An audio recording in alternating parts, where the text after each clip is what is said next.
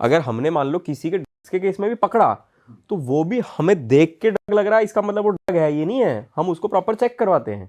Machines है, machines में check होगी, फिर बाद में जब केस चलेगा, जब उसकी इन्वेस्टिगेशन होगी, केस चल रहा है प्रॉपर कोर्ट में, तो जो एजेंसीज है गवर्नमेंट एजेंसीज, वहां पर भी चेकिंग होगी कि वो एक्चुअल में ड्रग था ना।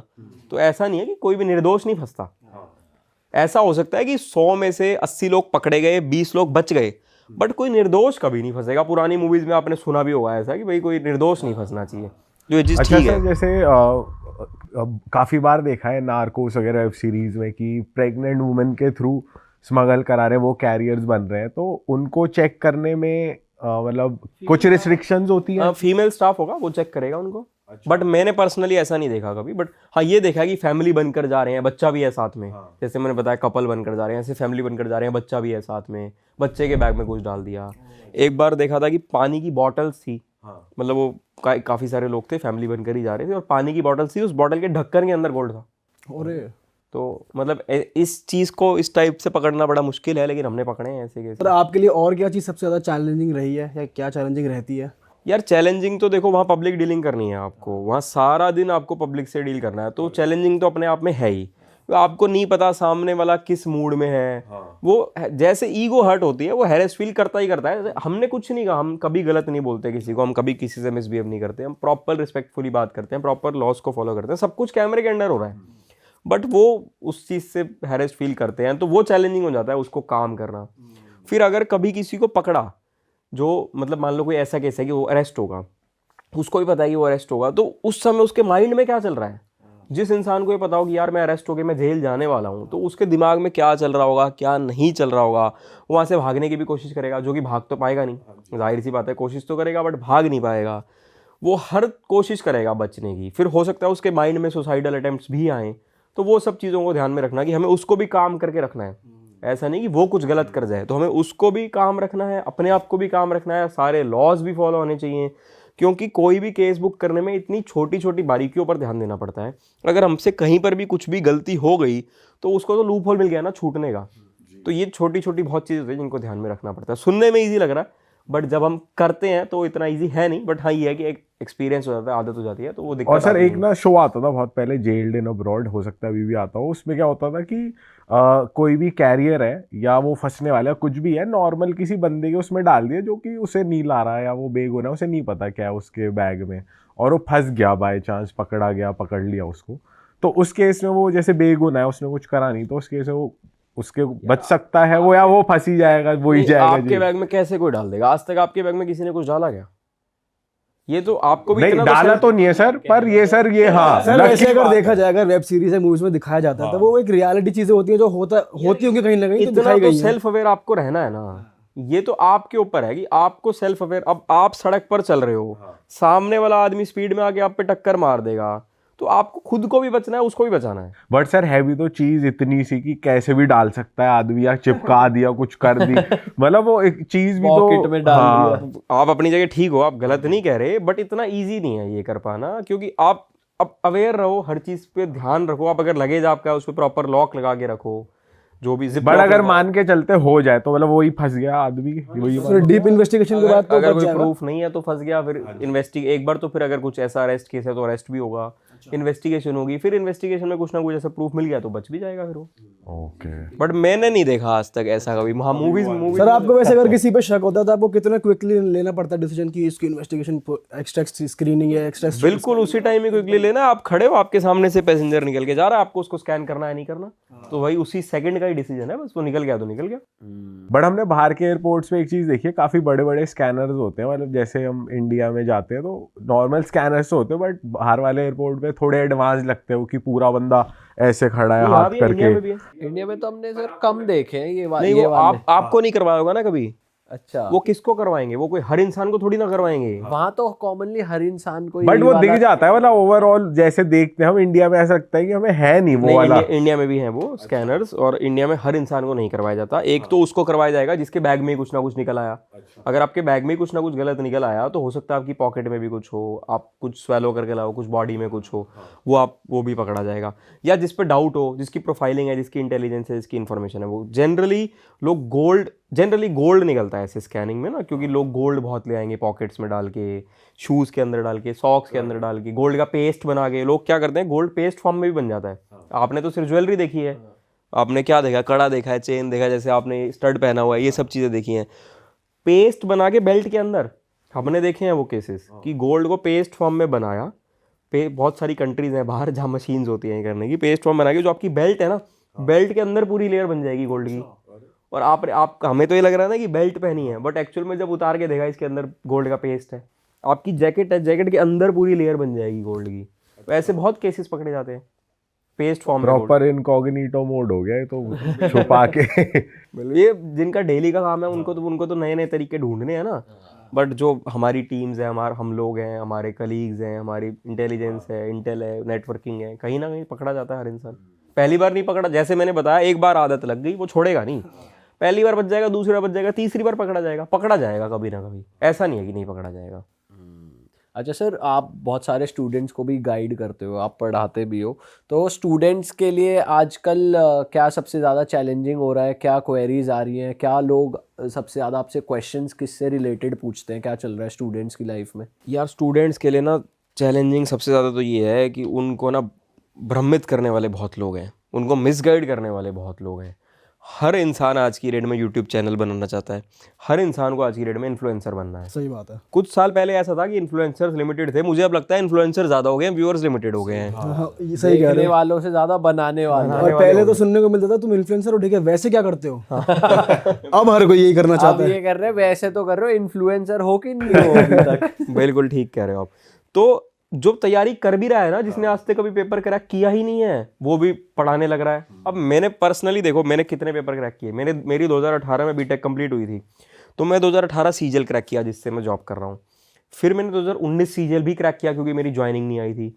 फिर मैंने 2020 सीजीएल भी दिया क्योंकि तब तक भी ज्वाइनिंग नहीं आई थी। 2020 सीजीएल में मैंने प्रीलिम्स दिया था, फिर मेंस से पहले ज्वाइनिंग आ गई थी, तो मेंस नहीं दिया था। फिर मैंने सीपीओ नाम का पेपर होता है, ऐसे दिल्ली पुलिस में सब इंस्पेक्टर लगते हैं, उसका प्रीलिम्स क्रैक करा। मुझे एक्सपीरियंस है, तो ऐसे और जिसको एक्सपीरियंस है वो बता सकता है। वो आपको ये बताएगा उसने क्या गलती करी पढ़ाई के दौरान जो आपको नहीं करनी चाहिए, क्या ठीक किया जो आपको करना चाहिए। बट आजकल क्या है, आजकल सबको इन्फ्लुएंसर बनना है, सबको टीचर बनना है, वो मिसगाइड करने लग जाते हैं। फिर कुछ टीचर्स क्या करते हैं आज की डेट में, बच्चे को मिसगाइड करने के लिए बहुत मुश्किल पढ़ा रहे हैं। बच्चा अट्रैक्ट होता है कि यार ये टीचर बहुत अच्छा है, ये टीचर बहुत मुश्किल पढ़ाता है। यार पेपर मुश्किल आ ही नहीं रहा, मुश्किल पढ़ के करोगे क्या? पेपर में वो सब आना जो आपने 10th तक पढ़ा। आपके चाहे आप कोई भी पेपर दे दो, कॉम्पिटिटिव एग्जाम, सरकारी नौकरी का कोई भी पेपर ऐसा नहीं होगा जिसमें 10वीं से ऊपर का कुछ आता हो। सब वो आ रहा है जो आपने 10वीं तक पढ़ा है, और उसमें भी आपको ट्रिक्स सीखने हैं। बिल्कुल बेसिक चीज़ें आती है पेपर में, बहुत ईजी होता है पेपर। बट आपको गलती नहीं करनी, गलती का स्कोप नहीं है क्योंकि कट ऑफ बढ़ती जा रही है। तो आपको ट्रिक्स सीखने हैं, आपको अपना समय कम करना है। कि मतलब अगर आप सवाल को नॉर्मल तरीके से कर रहे हो, 1 मिनट लग रहा है, वहीं ट्रिक से करोगे 10 सेकंड में हो जाएगा। तो वो चीज़ें समझनी है आपको, वो सीखनी है आपको। लिमिटेड बुक से पढ़ना है, आपको सही गाइड रखना है। लोग यही करते हैं कि मेरी भी सुन रहे हैं। अब मैं जनरली गाइडेंस की बहुत वीडियोस बनाता हूँ स्ट्रैटेजी रिलेटेड, तो जिस पे ठीक ठाक व्यूज़ भी आते हैं, तो लोग मेरी भी सुनते हैं, साथ में 4 और लोगों की भी सुन रहे होंगे। तो भाई मेरा तरीका अलग है, उसका तरीका अलग होगा, आप दोनों को मर्ज कर दोगे तो गलती होगी। आपको जिस भी एक गाइड पर, जिस भी एक मेंटर पर, जिस भी एक टीचर पर भरोसा है, उसको फॉलो करो और उसको ठीक से आप उसको आपने वाइजली चुनना है। ऐसा टीचर भी नहीं चुनना जो बिल्कुल आसान पढ़ाए, जो क्योंकि बिल्कुल आसान भी पेपर नहीं आ रहा। ऐसा भी नहीं पढ़ना जो बिल्कुल ही मुश्किल पढ़ाए। ऐसा पढ़ो जो एग्जाम ओरिएंटेड पढ़ा रहा हो, बीच का पाथ ले रहा हो कि ना ज़्यादा मुश्किल ना ज़्यादा आसान, जो जेन्युइनली पेपर में चीज़ें आ रही हैं वो आए। और लिमिटेड रिसोर्सेज रखने चाहिए, लिमिटेड बुक्स रखनी चाहिए, लिमिटेड गाइडेंस लिमिटेड रखो, एक ही गाइड रखो और उसी को फॉलो करो। मेरे हिसाब से मेरा ये है। बाकी कंसिस्टेंसी, मैं ये मानता हूँ कि लाइफ में कुछ भी करना हो, जैसे अभी मैंने कुछ दिन पहले वर्कआउट करना स्टार्ट किया, तो मैं 365 डेज चैलेंज करने की ट्राई कर रहा हूँ। तो मेरा ये मानना है कि सिर्फ सरकारी नौकरी ही नहीं, सिर्फ वर्कआउट ही नहीं, लाइफ में अगर कुछ भी अचीव करना है, अगर आप कंसिस्टेंट हो तो वो चीज़ आपको मिलेगी हमेशा। थोड़ा समय लग सकता है, हो सकता है 2 महीने आपको ज़्यादा लग जाए, बट वो मिलेगी। बाकी कुछ भी हो तो मैं तो उनको गाइड करने के लिए हूँ ही, पूछ सकते हैं मेरे से। सर सबसे पहले जब हम कस्टम्स की बात करते हैं तो थोड़ी ना कन्फ्यूजन रहती है हमारे मन में भी, और थोड़ा डर भी बैठा होता है कि कस्टम्स किसके लिए होता है, क्यों होता है, क्या रूल्स है, क्या रेगुलेशंस है। तो अगर मैं आपसे थोड़ा बेसिक समझूं कि आते जाते जो पैसेंजर्स हैं, कस्टम्स का उसमें क्या रोल है और क्या बेसिक रूल्स हैं, किस लिए बनाया गया है कस्टम्स डिपार्टमेंट? देखो, कस्टम्स के बहुत सारे रीजंस हैं। कस्टम्स सिर्फ आपने तो इसको सिर्फ एक एक लाइन में ले गए आपकी पैसेंजर्स कि जब लोग आ रहे हैं जा रहे हैं मतलब एयरपोर्ट, बट कस्टम्स तो बहुत वास्ट है, ये तो सिर्फ एक पार्ट है कस्टम्स का। और कार्गो से रिलेटेड भी, जैसे गुड्स हैं, अगर कुछ भी इंपोर्ट होना है, कुछ भी एक्सपोर्ट होना है, जैसे इंडियन मार्केट में कुछ आएगा या इंडियन मार्केट से कुछ बाहर जाएगा, उसमें भी कस्टम्स का रोल है। तो बहुत बड़ा डिपार्टमेंट है, बहुत कुछ है। बट जैसे आपने एक पर्टिकुलर चीज़ अगर पूछी पैसेंजर से मेरे रिलेटेड, को बस इसलिए पैसेंजर आया क्योंकि आप एयरपोर्ट पे ज्यादा रहते और हैं। कॉमन मैन के लिए भी एयरपोर्ट से ही मतलब है ना, बाकी इंपोर्ट एक्सपोर्ट तो बिजनेसेस को मतलब पड़ता है। तो पैसेंजर्स का तो मेजरली ये है कि कुछ भी इलीगल आइटम नहीं आना चाहिए। मतलब जो आइटम्स इंडिया में अलाउड नहीं है, जैसे ड्रग्स हो गए, वो इंडिया में कुछ कंट्रीज में अलाउड होते हैं, कुछ कंट्रीज में अलाउड है, बट इंडिया में अलाउड नहीं है, तो वो इंडिया में नहीं आनी चाहिए। तो अगर कोई वो ला रहा है, उसको पकड़ना, उसको अरेस्ट करना, जो भी रूल्स हैं, जो भी लॉ है उसके हिसाब से। फिर अगर आप कुछ लेके आ रहे हो, एक कस्टम्स के रूल्स होते हैं, बैगेज रूल्स। मतलब आप अगर इंडिया से बाहर जाते हैं एज ए टूरिस्ट, आप वहाँ जा रहे हैं, घूम रहे हैं, तो जाहिर सी बात है, आप भी गए हो, हम भी जाते हैं बाहर, तो शॉपिंग करते हैं, कुछ ना कुछ खरीदेंगे। तो बैगेज रूल्स के अंदर आपको उसके हिसाब से चलना है। उसमें क्या है कि एक को आपको पर्सनल, अगर पर्सनल यूजेज के लिए कुछ खरीदना है, तो इंडियन सिटीजन्स को 50,000 तक की लिमिट है कि आप अगर कुछ खरीदना चाहो, शॉपिंग करना चाहो, तो 50,000 तक खरीद सकते हो। उससे ऊपर अगर आप खरीदोगे तो आपको ड्यूटी पे करना है, वो भी पर्सनल यूजेज के लिए। ऐसा नहीं कि आप कमर्शियल क्वांटिटी के लिए ले आए, कि आपका यहाँ बिजनेस है और आप अगर कमर्शियली लाना है तो उसके लिए कार्गो है, वो अलग तरीका है। तो आप पैसेंजर में आप पर्सनल यूजेज के लिए ला सकते हो, उसको आप इंडिया में लाएंगे, उस पर ड्यूटी बनेगी, जो भी आपको पे करनी है, और कुछ भी इलीगल नहीं आना चाहिए। बाकी जो डरते हैं लोग, वो डरने वाली कोई ऐसी चीज़ है नहीं, क्योंकि वहाँ हम जो लोग खड़े हैं, हम आपके जैसे इंसान ही हैं, हम कोई दूसरी दुनिया से नहीं आए, हम आपके लिए हैं, आपको कोऑपरेट करने के लिए ही हैं वहाँ पर। सर अगर ड्यूटी बनती है तो वो हर चीज पे ही 50,000 के ऊपर की चीज पे बनेगी, चाहे कोई जैकेट ले आए, चाहे कोई आईफोन ले आए, चाहे कोई कुछ भी ले आए। बिल्कुल, जो बैगेज रूल्स हैं, अगर आप रूल्स को पढ़ते हो तो उसमें 50,000 की लिमिट है कि आप 50,000 तक की शॉपिंग कर सकते हो, वो भी जो लीगल गुड्स हैं। ये नहीं कि 50,000 का वीड ले आए, वो तो इलीगल है ना। करेक्ट। वो तो इलीगल चीज़ है। तो जो इलीगल चीज़ है, जो प्रोहिबिटेड है, वो तो आप इंडिया में ला ही नहीं सकते। बिल्कुल। जो लीगल चीज़ें हैं जो आप ला सकते हो, वो शॉपिंग आप 50,000 तक की कर सकते हो। आप कपड़े खरीद लो, आप जूते खरीद लो, आपको जो भी खरीदना है उसके अंदर सर अंदर। इसमें गोल्ड भी इंक्लूड होता है इसी लिमिट में? गोल्ड रॉ फॉर्म में तो आप ला ही नहीं सकते, हाँ। बट जो ज्वेलरी है, वो ज्वेलरी 50,000 तक में क्या ही आ जाएगा आपका? कुछ नहीं आएगा। आपकी एक चेन भी नहीं आएगी। 50,000 का मतलब 5 ग्राम ज्वेलरी भी नहीं आएगी शायद से आपकी, तो क्या ही आएगा उसमें आपका ना। और सर लोग सबसे ज्यादा ऐसा कौन सा आइटम है जो लोग स्मगल करते हैं एयरपोर्ट पर? देखो, अगर हम कुछ साल पीछे चले जाएं तो लोग गोल्ड लाने की कोशिश करते थे बाहर से, करेक्ट। क्योंकि गोल्ड बाहर आपको पता ही है सस्ता है, बहुत सारी कंट्रीज में सस्ता है। बट पीछे कुछ सालों में रूल्स चेंज हुए, लॉज चेंज हुए, तो अभी ड्यूटी गोल्ड पर बहुत कम रह गई है। तो ड्यूटी इतनी कम हो गई है तो कुछ रेट डिफरेंस है नहीं, तो इसलिए गोल्ड तो बहुत ज़्यादा स्मगल होता है नहीं। अब लोग क्या स्मगल करते हैं, जैसे अगर एक यंग एज ग्रुप का कोई इंसान होगा जो ठीक ठाक फैमिली से होगा, उसकी कोशिश ये रहेगी कि यार मैं बाहर जा रहा हूँ, मैं आईफोन ले आता हूँ। क्योंकि आपने भी कभी ना कभी सोचा होगा कि मैं यूएस जा रहा हूँ, मैं दुबई जा रहा हूँ, आईफोन सस्ता मिलता है, आईफोन में काफ़ी डिफरेंस है रेट में, वो ले आता हूँ। तो जो अच्छी फैमिलीज वाले जो लोग हैं, वो तो जनरली ये चीज़ लाने की कोशिश करते हैं। शॉपिंग कर ली, बैग कर लिया, और डब्बा वहीं खोल देते हैं, यूजुअली ये हाँ, होता है। वो भी बहुत पकड़ते हैं, हमने बहुत लोग पकड़े हैं ऐसे, जो बिना डिब्बे के भी ले आते हैं। बहुत सारे लोग हैं जो डिब्बे के साथ भी ले आते हैं। और जो प्रॉपर जो स्मगलर्स हैं, जिनको प्रॉपर स्मगलिंग करनी है, जिनका काम ही यही है, वो जनरली ड्रग्स स्मगल करने की कोशिश करते हैं, पकड़े जाते हैं। ऑलमोस्ट सभी लोग पकड़े जाते हैं। देखो, कोई भगवान तो हम ही नहीं है, कोई हमारे पास कोई ऐसा रॉकेट साइंस तो नहीं है कि हम भी हर किसी को पकड़ पाएंगे। बट जितनी हमारी इंटेल है, जो हमारी इंटेलिजेंस है, जो हमारी इंस्टिंक्ट है, जितना हमें नॉलेज है, एक्सपीरियंस है, उस सब से काफ़ी हद तक हम काफ़ी मेजर लोग पकड़ लेते हैं। तो जो स्मगलिंग ज़्यादा होती है वो ड्रग्स की कोशिश रहती है लोगों की जनरली, और वो एक्चुअल में वो कैरियर्स होते हैं। जो लोग स्मगल कर रहे हैं, जो लोग यहाँ ला रहे हैं, जो पकड़े जा रहे हैं, वो एक्चुअल में कैरियर्स हैं। जो मेन मास्टरमाइंड है वो खुद तो जाएगा नहीं, वो क्या करेगा कि कोई गरीब आदमी है, वो ढूंढेगा पहले कि कौन गरीब आदमी है, कि कौन उसका टारगेट हो सकता है। वो पकड़ेगा कि हाँ ये गरीब इंसान है, इसको पैसे की ज़रूरत है, उसको बोलेगा यार तू बाहर जा, तेरे को हम फॉरेन ट्रिप देंगे, स्पॉन्सर करेंगे, घूम के आ, 4 दिन घूम के आ, 5 दिन घूम के आ, 10 दिन घूम के आ, और उसको साथ में बोलेंगे कि तेरे को 20-30 हज़ार रुपये भी देंगे अलग से। जनरली ये रहता है उनका। अब उसमें दोनों टाइप के लोग होते हैं। स्टार्टिंग में जो इनिशियली जो नया नया आदमी स्टार्ट करता है ना, इनिशियली तो उसको वो इस लालच में स्टार्ट करता है, फिर उसको बोलते हैं तेरे को कुछ नहीं करना है, वहाँ मेरा रिलेटिव है, उसका एक बैग है, वो बैग वहाँ छूट गया, तेरे को बस वो बैग लेके आना है।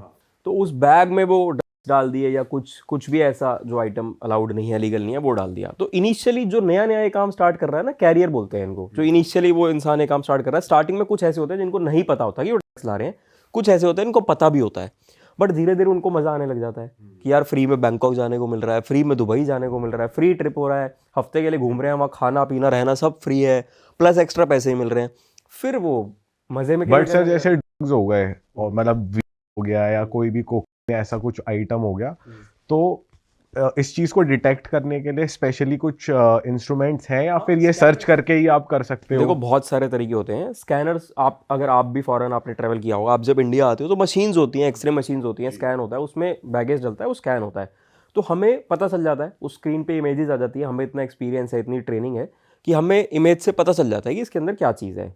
तो उससे हो गया एक। तो दूसरा, हमारी इंडिया की इंटेलिजेंस बहुत स्ट्रांग है।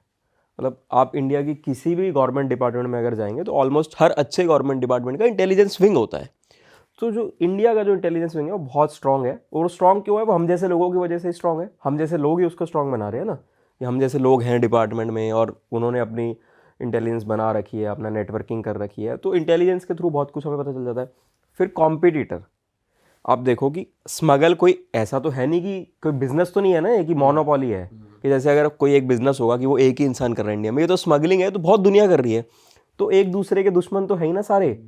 तो कोई एक्स इंसान है जो स्मगलिंग करता है, तो जो वाई इंसान है वो एक्स पर नज़र रखेगा कि यार ये मेरा कॉम्पिटिटर है, ये क्या स्मगल कर रहा है, वो लोग इन्फॉर्मेशन दे देते हैं।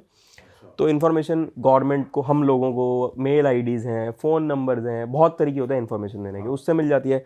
फिर कुछ इंस्टिंक्ट होता है थोड़ा बहुत।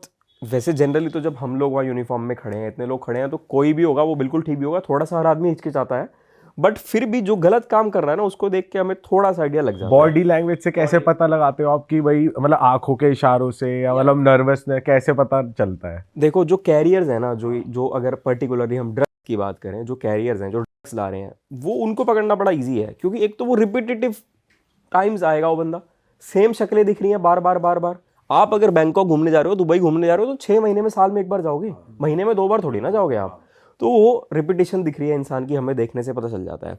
फिर वो थोड़ा सा हमें आइडिया लग जाता है उनकी बॉडी लैंग्वेज से और उनको देख के। फिर हमारी प्रोफाइलिंग होती है, जैसे इंटेलिजेंस होती है ऐसे हमारी प्रोफाइलिंग होती है। हमारे पास सिस्टम्स हैं, हमारे पास बहुत सारी चीज़ें हैं, हम उससे चेकिंग करते हैं, उससे चेक करके भी प्रोफाइलिंग बेसिस पर जिस पे हमें डाउट हुआ कि हाँ ये इंसान ला सकता है, वो फ्लाइट लैंड होने से पहले, कि फ्लाइट आ रही है तो हम उसकी प्रोफाइलिंग करेंगे, वो इंसान ही ला सकता है, फिर हम उसको रोकते हैं। उसमें काफ़ी हद तक हम जिनको प्रोफाइलिंग बेसिस पर पकड़ते हैं, काफ़ी हद तक लोगों के पास निकल आता तो है। सबकी डिटेल्स आ जाती है आपको कि कौन जो भी आ रहे हैं फ्लाइट में? हाँ हाँ बिल्कुल बिल्कुल। देखो आप कभी भी इंडिया से बाहर फ्लाई करेंगे तो तब भी आपकी डिटेल्स आएंगी हमारे पास, कस्टम्स डिपार्टमेंट के पास डिटेल्स आएंगी कि ये पैसेंजर इंडिया से बाहर फ्लाई कर रहा है। क्योंकि हम सिर्फ इंडिया आने वालों को नहीं पकड़ रहे, हम इंडिया से जाने वालों को भी पकड़ रहे हैं। इंडिया आने वालों को ज़्यादा पकड़ रहे हैं क्योंकि वो लोग स्मगलिंग कर रहे हैं, बट इंडिया से बाहर भी जो लोग जा रहे हैं उसमें भी बहुत सारे लोग हैं जो करेंसी ले जाते हैं बहुत ज़्यादा, वो भी अलाउड नहीं है।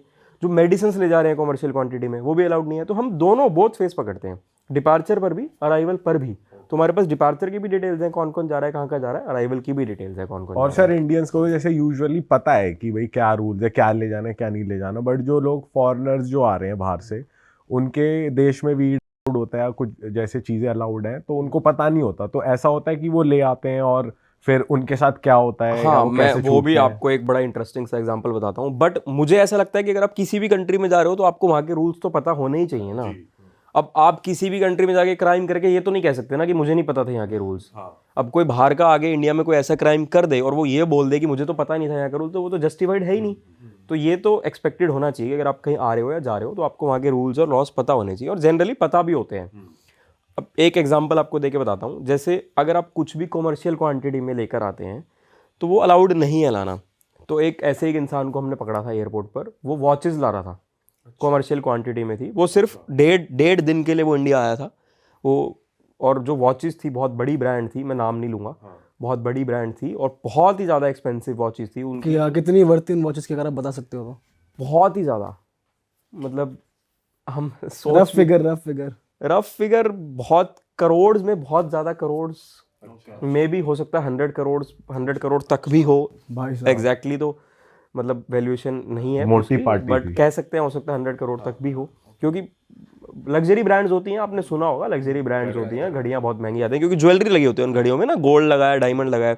तो वो इंडिया आ रहा था डेढ़ दिन के लिए, और बड़ा आदमी था, अमीर आदमी था और हाई प्रोफाइल आदमी था, इंडिया आ रहा था। उसको पता नहीं था कि ये चीज़ अलाउड नहीं है। तो 5 घड़ियाँ लेके आया था, कुछ अपनी ज्वेलरी लेके आया था। तो रोका उसको, मैंने ही रोका, देखा तो ये चीज़ें निकल के आई। तो उसने बता दिया था हमें कि मेरे पास ऐसे ऐसे घड़ी है। मतलब उसका इंटेंट नहीं था स्मगलिंग करना, उसकी इंटेंशन नहीं थी, वो स्मगलिंग नहीं करना चाह रहा था, बट उसको पता नहीं था।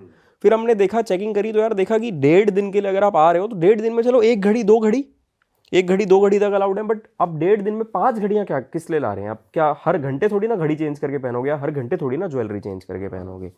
तो जो घड़ी उसने पहनी थी वो तो ठीक है, कोई दिक्कत नहीं है। बाकी और जो चीज़ें थी, जैसे जो आपका क्वेश्चन था, मैं उसका जवाब दे रहा हूँ कि रूल्स नहीं पता थे। तो उसको रूल नहीं पता था, बट उसने जेन्युइनली आकर बता दिया कि मैं ये सामान ला रहा हूँ।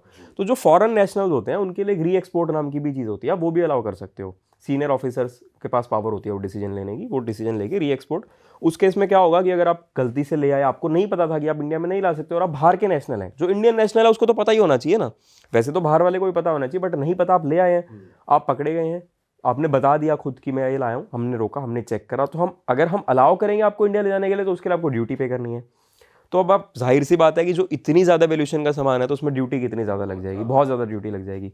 तो आप पे करने में विलिंग नहीं है, तो री एक्सपोर्ट नाम की एक चीज़ होती है, वो हम अलाउ कर देते हैं। उसमें क्या होगा, आपका जो भी सामान है वो हम मतलब प्रॉपर सीज करके, प्रॉपर एयरपोर्ट पे जो वेयर हाउसेज होते हैं गवर्नमेंट डिपार्टमेंट्स, वहाँ पर आपका सामान रख दिया जाता है।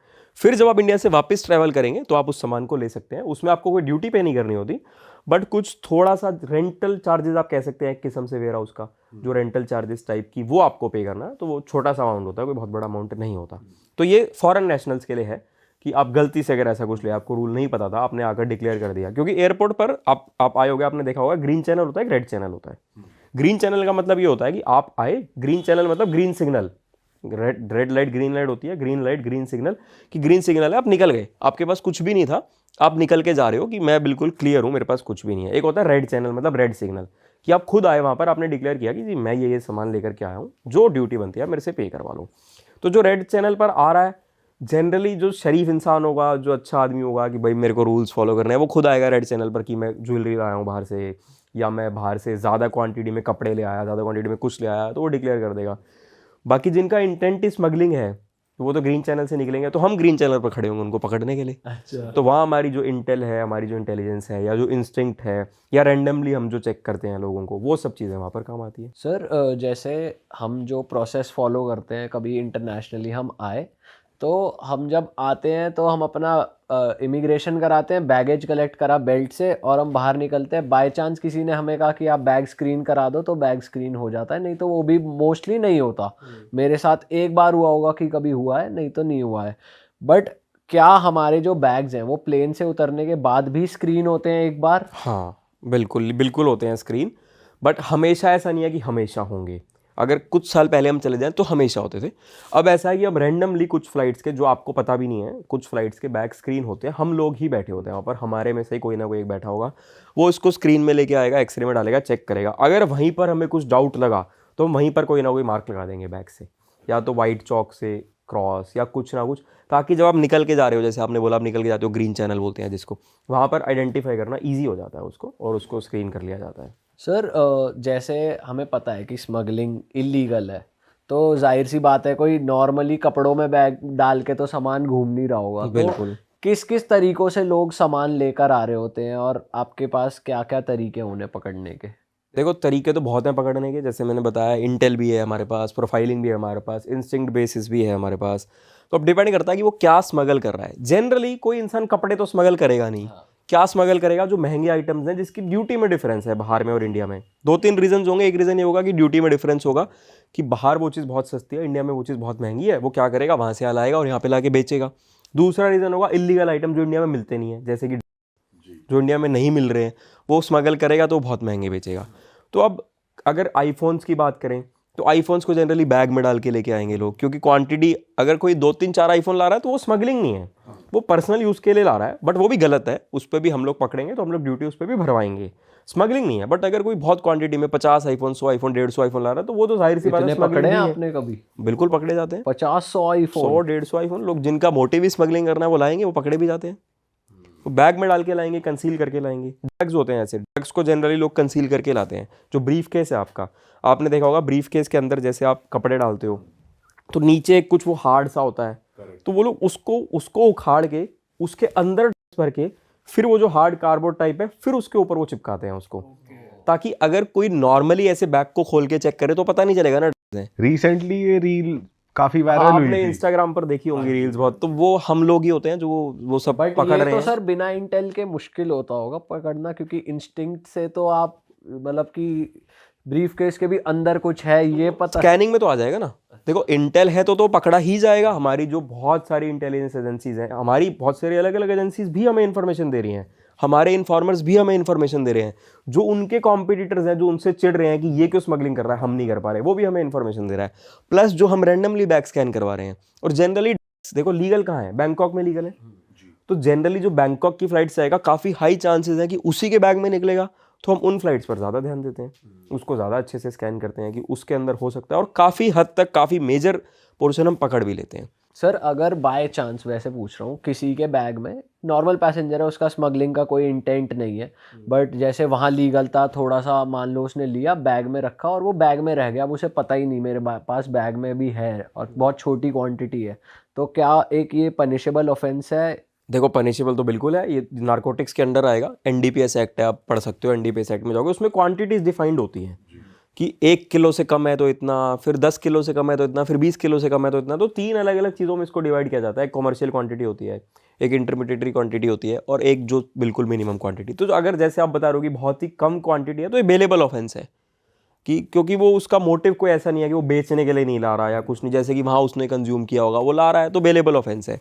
फिर क्वांटिटी जैसे जैसे बढ़ती जाएगी तो रूल्स चेंज हो जाएंगे, लॉज चेंज हो जाएंगे, और फिर वो कि बेल कितने समय में होगी या बेल नहीं होगी। बट अगर बहुत ही कम क्वांटिटी है, 10 ग्राम, वो भी डिपेंड करता है क्या चीज़ है। यही अगर आप वीड की अगर आप बात कर रहे हो तो मैं बात कर रहा हूँ, एक कोकीन है, हीरोइन, इस टाइप की अलग अलग ड्रग्स की अगर हम बात करें तो सब में क्वांटिटीज डिफाइंड है एनडीपीएस एक्ट में, और उसमें डिफाइंड है कि इतनी क्वांटिटी से नीचे अवेलेबल है, इतनी क्वांटिटी से ऊपर अवेलेबल नहीं है, वो सब चीज़ें डिफाइंड है। बट सर ये जो ड्रग वाले हैं, जैसे ड्रग माफिया या उसके थ्रू कोई पकड़ा गया ड्रग ले जाते हुए, तो कभी ऐसा हुआ है कि उन्होंने ब्राइब करने की कोशिश करी हो या कुछ हुआ हो कि भाई? यार ये तो देखो आप भी समझदार हो कि हर इंसान ये कोशिश करता है कि मैं पकड़ा जा रहा हूँ तो मैं जैसे तैसे करके छूट जाऊं, क्योंकि उस समय उसको ये देख रहा है कि वो जेल भी जाएगा, वो अरेस्ट भी होगा, केस चलेगा, लॉस के हिसाब से जो भी है सब कुछ होगा। तो कोशिश तो वो लोग करते हैं, बट हम लोगों को पता है कि हमें रूल्स को फॉलो करना केस है। है, कुछ हुआ है आपके साथ, कुछ बताओ, या किसी आपके जानने वाले के साथ हुआ? ये तो होता ही रहता है, उन लोगों की तो कोशिश रहती है ना कि जैसे भी हम छोड़ दें। बट आप खुद सोचो ना कैसे पॉसिबल है, मतलब हमने छोड़ना भी नहीं है, उसको हम अपने देश में कैसे लाने को दे सकते हैं? वो पूरा यूथ खराब हो जाएगा, कंट्री खराब हो जाएगी, और सब कुछ कैमरे के अंडर हो रहा है, तो हम कैसे कुछ हम मतलब कर भी नहीं सकते, और कोई करना चाहेगा भी नहीं ये चीज़। सर ऐसे केस आए आपके पास, जैसे हमने देखा है, सुना है कि कुछ लोग अगर कैरियर्स हैं तो वो ड्रग्स को सॉलो करके लेकर आते हैं, हाँ बिल्कुल आते हैं। तो उसके वैसे कोई केस बताओ आपके पास कोई आया हुआ फिर वो पकड़ा गया स्कैनर पे या फिर हाँ किसी के थ्रू? बिल्कुल आते हैं, बट क्या होता है कि जनरली अगर वीड की बात करो तो वीड को कोई स्वेलो करके लाएगा नहीं, वीड को तो जनरली बैग में इसी टाइप से लाया जाता है। बट और जो अलग टाइप के होते हैं उसको वो स्वेलो करके लाते हैं, कैप्सूल फॉर्म में होते हैं, फिर उसके ऊपर सर उन ड्रग्स की वर्थ कितनी होती है कि वो सॉलो करके लाते हैं, इतना रिस्क बहुत लेते हैं ज़्यादा, वो? बहुत महंगे होते हैं ना, बहुत ही ज़्यादा वैल्यूएशन होती है इनकी। तो आपने पकड़े हैं सर? हाँ बिल्कुल, बहुत काफ़ी केसेस पकड़े हैं ऐसे, क्योंकि डेली का काम है वहाँ तो लोगों का जो स्मगल, हमारा काम है उनको रोकना, उनका काम है स्मगलिंग करना, तो हमने तो रोकना ही है ना उन लोगों को। तो वो लोग क्या करते हैं, कैप्सूल फॉर्म में बना लिया, किस फॉर्म में बना लिया, खा के पेट में डाल के लाते हैं, फिर वो लोग यहाँ पे पकड़े जाते हैं। बट पेट की चीज़ कैसे पकड़ते हो आप? वो कुछ तो इंटेल बेसिस है ही, इंटेल बेसिस हो गया, फिर जिस पे हमें डाउट हुआ कुछ हो गया, फिर हम परमिशन लेकर के गवर्नमेंट हॉस्पिटल्स में एक्सरे करवाते हैं, फिर वो एक्सरे में पकड़ा जाता है। फिर जब वो पकड़ा गया तो फिर उसको हॉस्पिटल में एडमिट करवाना पड़ेगा, और वो रिस्क ही कितना है कि देखो पेट में ड्रग है, कैप्सूल में या किसी चीज़ में डला हुआ आपके पेट में ड्रग्स हैं, अगर वो फट गए, वो एक्सप्लोड हो गए, तो इंसान तो गया ना। अरे वाह, आपने ये वीडियो यहाँ तक देख ली भाई, तुमने हमारी मेहनत सफल कर दिया, तुम ही लोग हो असली रियल हिट। और अगर आपको बहुत मजा आ रहा है ऐसी क्लिप्स में, ऐसी वीडियोस में, तो फटाफट जाइए प्लेलिस्ट पे बिंज वॉच कीजिए और सारी वीडियोस देख डालो और मौज काटो। दैट इज इट, हम मिलेंगे नए पॉडकास्ट में, नए क्लिप में। Till then bye bye, see you, take care, do subscribe.